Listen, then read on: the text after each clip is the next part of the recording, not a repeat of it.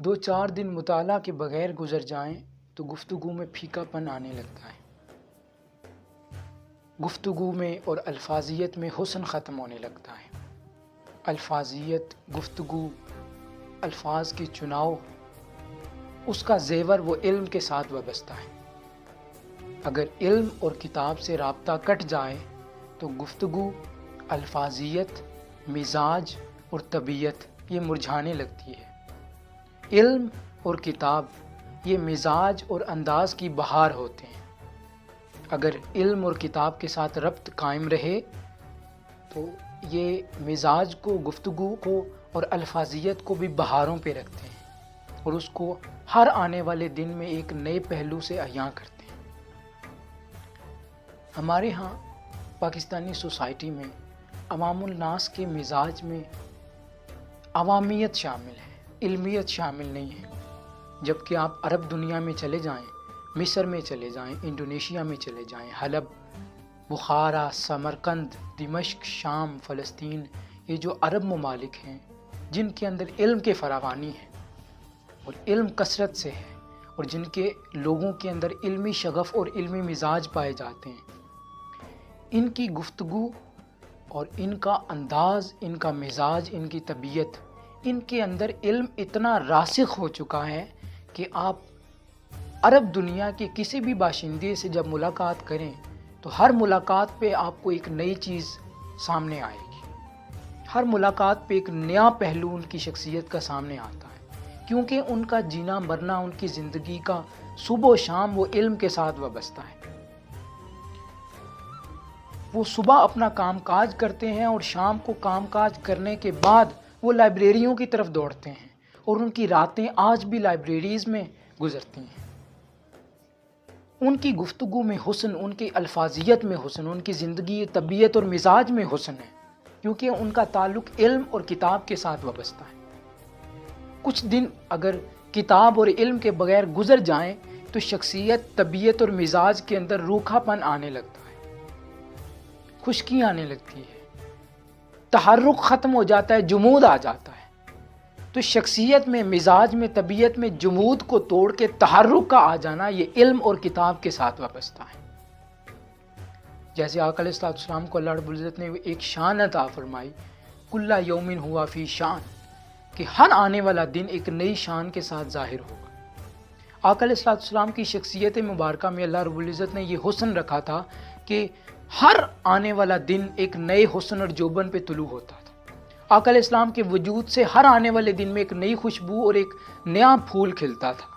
حضور کی شخصیت مبارکہ میں جمود نہیں تھا، تحرک تھا۔ جو آپ کی صحبت میں بیٹھتے، جو ایک دن سبق سنتے، اگلے دن ایک نیا سبق سنتے، جو پہلے مضمون بیان ہو جاتا، اگلے دن ایک نیا مضمون بیان ہوتا، جو علمی نکات ایک دن ان کو عطا ہوتے، اگلے دن ایک نئے علمی نکات عطا ہوتے تھے، جو چیز ایک دن بیان ہو جاتی، اگلے دن ایک نئی چیز بیان ہوتی تھی۔ ہر روز ان کو نیا علم ملتا، نئے معارف ملتے، نئے لطائف ملتے، نئے کلام کمالات ملتے۔ آقا علیہ السلام کی شخصیت مبارکہ میں جمود نہیں تھا، تحرک تھا، اور آقا علیہ السلام کا علم سمندروں اور اوشنز کی طرح بہتا تھا۔ روزانہ نئے معارف آقا علیہ السلام دیتے تھے۔ یہ کل یوم ہوا فی شان، اس کے فیض کا اثر تھا۔ اسی طرح آقا علیہ السلام کی امت میں اللہ رب العزت نے یہ دروازہ کھولا ہوا ہے، اور وہ علم اور کتاب کے ساتھ ہے۔ ظاہری سورس علم اور کتاب ہے اور باطنی سورس نسبت محمدیہ ہے۔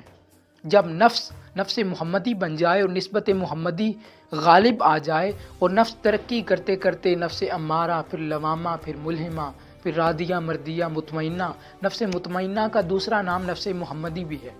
جب اس مقام پہ انسان پہنچتا ہے، روحانی سفر میں جب اس کا تزکیہ و تصفیہ ہوتا ہے اور دوسری طرف علم اور کتاب کے ساتھ اس کا تعلق مرتبط ہوتا ہے، وہ قرآن مجید کو جب کھولتا ہے اور اس کے باغات میں گم ہوتا ہے تو رات کو وہ باغات میں داخل ہوتا ہے اور پتہ بھی نہیں چلتا، فجر کی اذانیں اور سحر طلوع ہو جاتی ہے۔ یہ کس طرح ہوتا ہے؟ یہ جب علم اور کتاب کی دنیا میں بندہ محو ہوتا ہے۔ تو جب انسان علم اور کتاب کے ساتھ جڑ جاتا ہے اور اس کا کوئی دن نہیں گزرتا علم اور کتاب کے بغیر، تو اس کی شخصیت کے اندر ایسی خوشبو پیدا ہوتی ہے کہ جمود ختم ہو جاتا ہے، تحرک آ جاتا ہے۔ پھر جب آپ اس کی صحبت میں بیٹھتے ہیں، آپ اس کے پاس بیٹھتے ہیں، ہر ملاقات پہ وہ ایک نئی گفتگو کرتا ہے، ایک نئی الفاظیت کا چناؤ کرتا ہے، ایک نئی شخصیت اور ایک نئے پہلو کے ساتھ ظاہر ہوتا ہے، ایک نئی خوشبو کے ساتھ ظاہر ہوتا ہے، اس کے اندر ایک نیا پھول کھلتا ہے۔ بیٹھنے والا دیکھ لیتا ہے کہ یہ علم اور کتاب کے ساتھ تعلق رکھنے والا انسان ہے۔ یہ علم اور کتاب کے اندر اللہ رب العزت نے یہ فیض رکھا ہوا ہے، اور اگر علم اور کتاب کے بغیر زندگی کو ڈھال لیا جائے تو وہ پھر خشکی رہ جاتی ہے، جمود رہ جاتا ہے۔ آپ نے بہت لوگ دیکھے ہوں گے کہ جب آپ ان سے ملتے ہیں جا کے، اگلے دن ملتے ہیں، پھر اگلے دن ملتے ہیں، تو روز ان کی گفتگو کا موضوع ایک ہی ہوتا ہے، یا وہ دنیا داری کی گفتگو ان کا موضوع ہوگی، یا ٹی وی کے ڈراماز اور میچز ان کا گفتگو ہوگا، یا سیاست گفتگو ہوگی، یا معیشت گفتگو ہوگی۔ یعنی ایک لیول کے اندر وہ رہتے ہیں، ایک سفیر کے اندر رہتے ہیں۔ روزانہ ان کی شخصیت کے اندر جمود چکے ہیں، تو وہ ایک ہی سفیر کے اندر اور ایک ہی تالاب میں گھومتے رہتے ہیں۔ نہ ان کے اندر نیا علمی استدلال پیدا ہوتا ہے، نہ ان سے علمی کوئی ایک نقطہ ظاہر ہوتا ہے، نہ علمی بات ان سے صادر ہوتی ہے، نہ کوئی ایسی چیز صادر ہوتی ہے جو سامع کے لیے نئی ہو۔ رٹی رٹائی چیزیں ہمارے ہاں خاندانی معاملات ڈسکس ہوتی ہیں۔ علمی مزاج اور شخصیت کے لیے ضروری ہے کہ کتاب اور علم سے تعلق جوڑا جائے۔ مصر میں چلے جائیں، انڈونیشیا میں چلے جائیں، فلسطین میں چلے جائیں، جو عرب ممالک ہیں، ان کے مزاج کے اندر علمیت راسخ ہو چکی ہے، چونکہ وہ دن رات کتابوں میں رہتے ہیں۔ تو جو آپس میں وہ جب انٹریکشن کرتے ہیں تو ہر انٹریکشن پہ ان سے ایک نئی چیز صادر ہوتی ہے، ان کی الفاظیت سے ایک نیا چناؤ صادر ہوتا ہے، نئی الفاظیت کا خزانہ صادر ہوتا ہے، کیونکہ ان کا تعلق علم اور کتاب سے ہے۔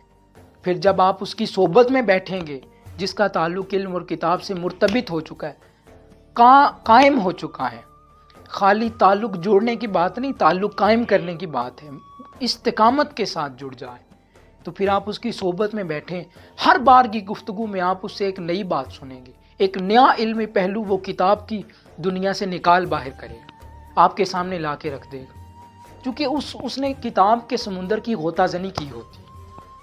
پھر آپ اس کی صحبت میں بیٹھتے ہیں تو آپ ایسی چیزیں بھی سنتے ہیں جو آپ نے نہ کبھی سنی ہوتی ہیں نہ کبھی پڑھی ہوتی ہیں، کیونکہ کتاب کے سمندر کے اندر غوطہ زن ہو کے وہ معارف اور لطائف کو چن کو پھر وہ آپ تک پہنچاتا ہے۔ جب وہاں سے لطائف چنتا ہے، معارف چنتا ہے، اللہ رب العزت اس کے دل پہ انکشاف فرماتا ہے، الہام فرماتا ہے، علم لدنی قلب کے اوپر اتارا جاتا ہے۔ جب وہ کتاب کے اندر غوطہ زن ہوتا ہے تو کسب کے ساتھ ساتھ پھر اللہ رب العزت کے وہب کا فیض بھی اس کے دل میں منتقل ہوتا ہے، پھر اس کی شخصیت میں جمود ختم ہو جاتا ہے، تحرک آ جاتا ہے، پھر وہ شخص، اس کا علم، اس کا مزاج، اس کی طبیعت، اس کی شخصیت اس طرح بہتی ہے جیسے دریا اور نہریں اور سمندر بہتے ہیں۔ یہ فیض علم اور کتاب سے آتا ہے۔ کل یوم ہوا فی شان، ہر آنے والے دن میں پھر وہ ایک نئے مطلع کے ساتھ ظاہر ہو۔